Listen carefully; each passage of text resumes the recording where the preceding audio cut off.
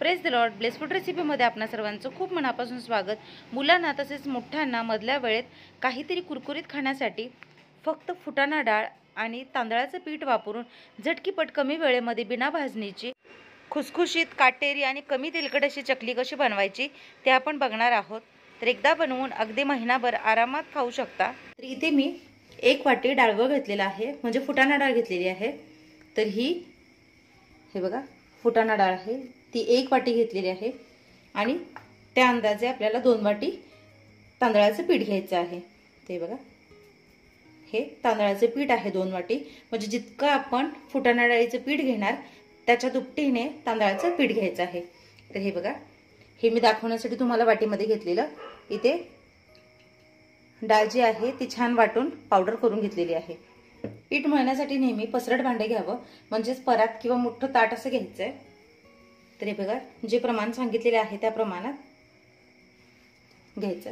यामध्ये ही जी फुटाणा डाळ बारीक करून घेतलेली आहे ती घालायची आहे.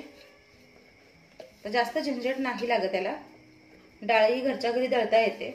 आणि एकदा या पद्धतीने चकल्या करून बघा, खरंच फक्त दिवाळीलाच नाही तर इतर वेळेही झटकीपट बनतात. ओवा घ्यायचा, ओवा हातावर असा क्रश करून घालायचा, म्हणजे कुस्करून घालायचा. 1 छोटा चमचा ओवा घालायचा आहे. ओव्यामुळे चकल्या ज्या आहेत त्या पचनास हलक्या होतात. दाखवते त्या पद्धतीने ओवा क्रश करून घालायचा आहे. आणि इथे हे बघा तीळ घेतलेले आहेत 2 चमचे. लाल तिखट म्हणजे हा बुक्का आहे, मिरची पावडर आहे. रंग बघू शकताय तुम्ही, छान रंग असलेलाच घ्यायचा आहे. 2 चमचे. अर्धा छोटा चमचा हळद घेतलेली आहे आणि अगदी अर्धा छोटा चमचा, अर्धा पण नाही म्हणता येणार, पाव चमचा हिंग घेतलेला आहे. तर तिखटाचं प्रमाण तुम्ही तुमच्या आवडीनुसार, सोयीनुसार कमी जास्त देखील घेऊ शकता.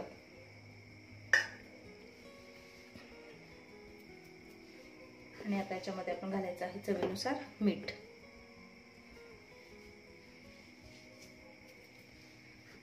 मीठ घालताना अंदाजे आणि सावकाशीनेच घालायचं आहे, कारण एखाद्या वेळेस मीठ कमी पडलं तरी काही प्रॉब्लेम नाही, पण मीठ जर जास्त झालं तर त्या पदार्थाची पूर्णपणे चव बिघडते.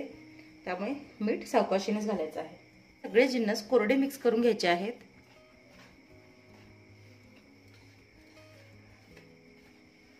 विशेष म्हणजे चकल्या बनवायला जरी सोप्या असल्या तरी चवीमध्ये काहीच कमतरता राहत नाही, चवीला देखील तितक्याच भारी होतात. या सगळं पीठ मसाल्यांसोबत छान कोरडं मिक्स करून घेतलेलं आहे. आता इथे मी 4 चमचे तेल कडकडीत गरम करून घेतलेलं आहे. बघू शकताय तुम्ही आवाजावरून. तर थंड तेल अजिबात घालायचं नाहीये. छान मी हे कडकडीत गरम करून घेतलेलं आहे. इतक्या पिठासाठी 4 मोठे चमचे तेल गरम करून घेतलेलं आहे.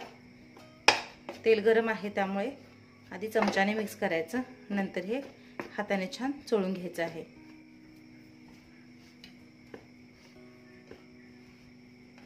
तर तेल घालून पुन्हा सगळं छान हे मिक्स करून घ्यायचं आहे. सांगितलेल्या पद्धतीने चकली एकदा नक्की करून बघा, चवीला खरंच खूप छान लागते. तर हे पहा, तेल पिठामध्ये छान चोळून घेतलेलं आहे. तर हे बघा, छान मूड बांधता येते. पिठाची अशी मूड बांधता आली म्हणजे जे मोहन आपण घातलेलं आहे तेलाचं ते अगदी परफेक्ट आहे. आता पीठ मळण्यासाठी आपल्याला गरम पाणी घ्यायचं आहे.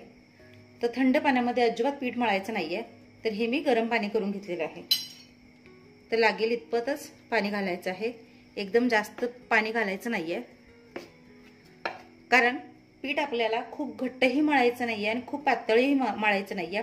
पीठ प्रमाणाबाहेर जर पातळ झालं तर चकलीमध्ये तेल शोषून घेतलं जातं आणि चकली खूप तेलकट बनते. जर पीठ प्रमाणापेक्षा घट्ट झालं तर चकली गाळण्यामध्ये खूप अडचणी येतात, चकली तुटण्याची शक्यता असते. तर पुढे मी सांगेनच कशा पद्धतीने पीठ मळायचं आहे ते. पाणी गरम आहे त्यामुळे आधी चमच्याच्या मदतीने असं हे मिक्स करून घ्यायचं आहे.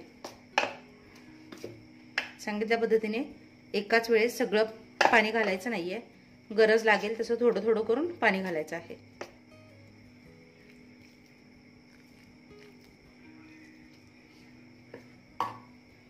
लाईटच्या रिफ्लेक्शनमुळे कलर तुम्हाला पिवळसर दिसतोय, पण छान तांबूस रंग आलेला आहे. तर लागेल तितकं पाणी घालून घालून हे छान मळून घ्यायचं आहे.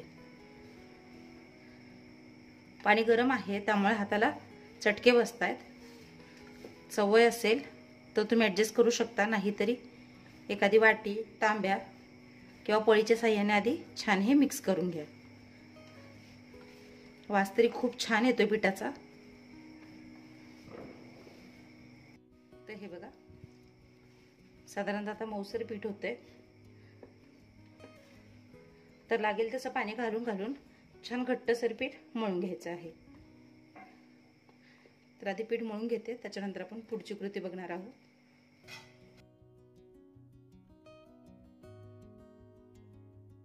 हे पहा, पीठ छान एकजीव तरी आपण मळून घेतलेलं आहे. शक्य असेल एक तासभर पीठ मुरवत ठेवा, नाही अगदी झटकीपट चकल्या बनवल्या तरीही छान होतात. तर हे बघा पीठ हे छान एकजीव झालेलं आहे. फक्त जसं मी सांगितलं शक्य असेल तर ठेवा. तर पाण्याचा हात लावून लावून जितका आपल्याला चकल्या बनवायच्या आहेत तितकं पीठ घ्यायचं आणि तो गोळा पुन्हा छान मळून घ्यायचा आहे. तर आत्ताच मी गरम पाण्याने पीठ मळले, त्यामुळे पुन्हा मी गरम पाणी घालणार नाहीये. जर तुम्ही पीठ ठेवून खूप वेळ झाला असेल तर साधारणतः कोमट पाण्याने मळावं. इथे मी थंडच पाण्याचा वापर करते, कारण आता काय आपल्याला जास्त पाण्याची गरज नाहीये. फक्त पाण्याचा हात लावून हे पीठ छान सैलसर करून घ्यायचं आहे. सोऱ्यातून गाळताना चकल्या अगदी सहजपणे गाळल्या गेल्या पाहिजेत इतकं पीठ सैलसर करून घ्यायचं आहे. तर हे बघा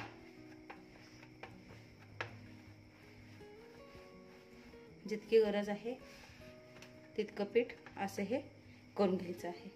बोटाने दाबताच पीठ लगेचच खाली जातंय, म्हणजे हे पीठ परफेक्ट आहे. तर ना जास्त घट्ट ना जास्त पातळ, परफेक्ट कन्सिस्टन्सी पिठाची असेल चकल्या छान होतात. चकल्या गाळताना अजिबात त्रास होत नाही. दोन्ही साईडने पीठ छान एकसारखं करून घेते. तर हे बघा पीठ तरी आपण छान मळलेलं आहे. चकली करण्यापूर्वी सोराला तेल आणि पाणी लावून घ्यायचं आहे. यामुळे काय होतं, चकली गाळताना अगदी सोयीस्कर पडतं. तेल पाण्याचा हात लावून घ्यायचा आणि पिठाला देखील तेल पाण्याचा हात लावायचा. आणि पीठ भरताना दाबून भरायचं आहे, पोकळ पीठ भरायचं नाहीये. पीठ दाबून भरलं तर चकल्या छान गाळल्या जातात आणि पीठ जर पोकळ भरलं तर चकल्या मध्ये मध्ये तुटतात. तर हे बघा दाखवते त्या पद्धतीने पीठ छान दाबून भरायचं आहे. तर सोऱ्यामध्ये म्हणजे चकलीच्या साच्यामध्ये पीठ भरताना अगदी काटोकाट गच्च असं भरून भरायचं नाहीये. कधी थोडीशी जागा शिल्लक ठेवायची आहे. तर चकली करताना अगदी सोयीस्कर व्हायला पाहिजे, म्हणून या काही छोट्या मोठ्या टिप्स आहेत. त्यानुसार जर चकली बनवली तर चकल्या बनवणं खूप सोपं होतं. झाकण लावून घ्यायचं व्यवस्थित.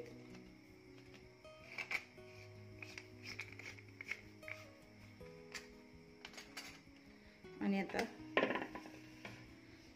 या पद्धतीच्या छोट्या छोट्या प्लेट्स घेतलेल्या आहेत.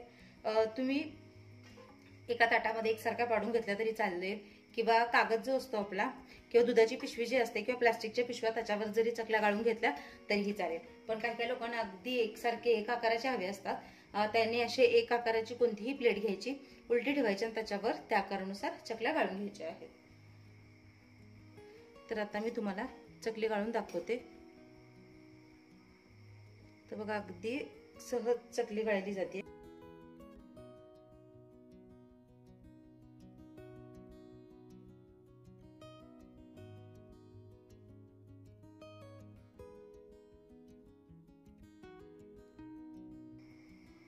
चकलीचं टोक नेहमी अशा पद्धतीने प्रेस करून घ्यायचं, म्हणजे चकली सुटत नाही.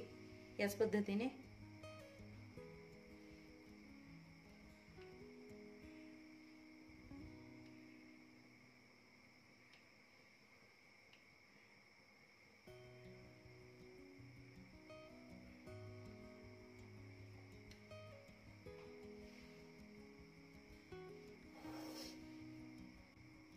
मी डायरेक्ट यावर देखील चकली गाळून दाखवते तुम्हाला.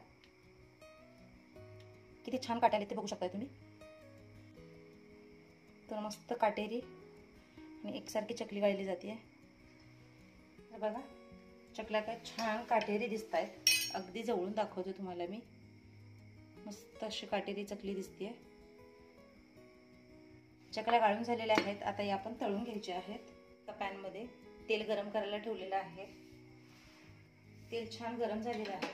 तर तेल गरम झाले की नाही हे कळण्यासाठी हे खूप महत्त्वाची टिप्स आहे. तुम्ही लाकडी जे टूथपिक असतात ते घालून जरी बघितले तरी चालेल. बघा लाकडी चमचा घातल्या त्याला कसे छान बुडबुडे आले. म्हणजे तळणीसाठी हे तेल अगदी परफेक्ट आहे. मध्ये जे चकल्या गाळून घेतलेल्या आहेत त्या सोडायच्या. तर चकली सोडल्या काय छान बुडबुडे येतात ते बघा. तेल परफेक्ट तापलेलं आहे.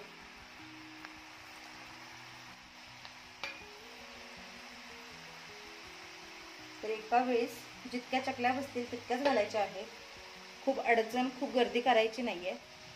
चकली छान तळली की नाही हे कसं समजणार. तर चकली तेलामध्ये टाकल्या बघू शकता तेल चांगलं तापलेलं आहे. चकलीला बुडबुडे आलेत म्हणजे चकली अजून तळायची आहे, ती कच्ची आहे. जसजसे हे बुडबुडे कमी होत आहेत म्हणजे आतून चकली छान तळली गेली आहे. तर आधी तेल चांगलं तापवून घ्यायचं आहे. त्याच्यानंतर गॅसची आच मध्यम करायची आहे. खूप हाय फ्लेमवर म्हणजे मोठ्या आचेवर चकली तळायची नाहीये. नाहीतर चकलीचा रंग वरून बदलतो पण आतून चकली मऊ लागते आणि कच्ची राहते. तर या ज्या काही सांगितलेल्या टिप्स आहेत त्या सगळ्या फॉलो करून चकली बनवून बघा. खरंच खूप छान होते. तर ही तरी फुटाणा डाळ आणि तांदळाची चकली आहे. याआधी मी रव्याची आणि तांदळाची चकली दाखवलेली आहे. म्हणजे तांदूळ पिठाची आणि रव्याची. आणि अगदी आपली पारंपरिक पद्धतीची भाजणीची चकली ती देखील दाखवलेली आहे. तीही बघा. तर बघा मगाशी कसे छान जास्त बुडबुडे येत होते. आता हळूहळू बुडबुडे कमी होत आहेत म्हणजे एका बाजूने चकली छान तळली गेली आहे. तर अगदी 1 मिनिटामध्ये चकली छान तळली जाते. बुडबुडे कमी आले की बाजू पलटी करायची आणि दुसऱ्या बाजूने देखील छान ही तळून घ्यायची आहे. तर चकल्या तेलावर तरंगत आहेत म्हणजे पीठ किती छान हलकं झाले ते बघा. अजिबात तळाशी जाऊन बसलेला नाहीये.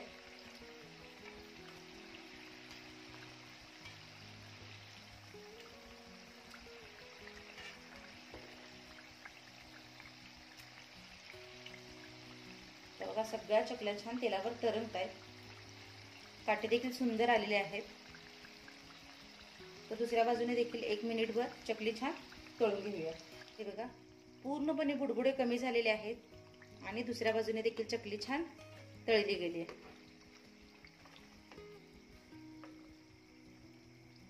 तर अशी कडेला आणायची आणि उभी धरायची म्हणजे जरी त्यात काही तेल राहिलं असेल तर ते छान नितळून जातं. तर काय सुंदर चकली दिसते ते बघू शकता तुम्ही.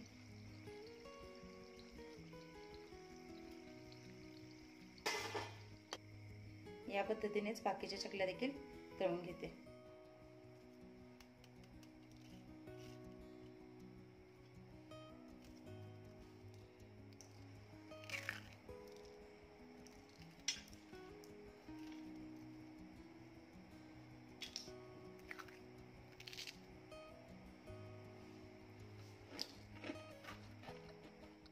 चकलीच्या आवाजावरून तुमच्या लक्षात आलं असणार अत्यंत कुरकुरीत आणि सगळ्यात महत्त्वाचं म्हणजे खुसखुशीत चकली झालेली आहे. अगदी तोंडात टाकताच विरघळते. अजिबात चावण्याची गरज देखील लागत नाही. आतून पोकळ वरून काटेरी चवीला भन्नाट अशी बिना भाजणीची झटपट चकली तयार झालेली आहे. तुम्ही देखील नक्की ट्राय करून बघा. तुमचा अनुभव माझ्यासोबत शेअर करा. चॅनलवर नवीन असाल तर सबस्क्राईब करा, लाईक करा, शेअर करा. सगळ्यात महत्त्वाचं म्हणजे जी काही बेल आयकॉन दिसते म्हणजेच घंटी दाबायला अजिबात विसरू नका. भेटूया नवीन रेसिपीसह. तोपर्यंत स्वस्त रहा, मस्त खा आणि माझे व्हिडिओ बघत रहा.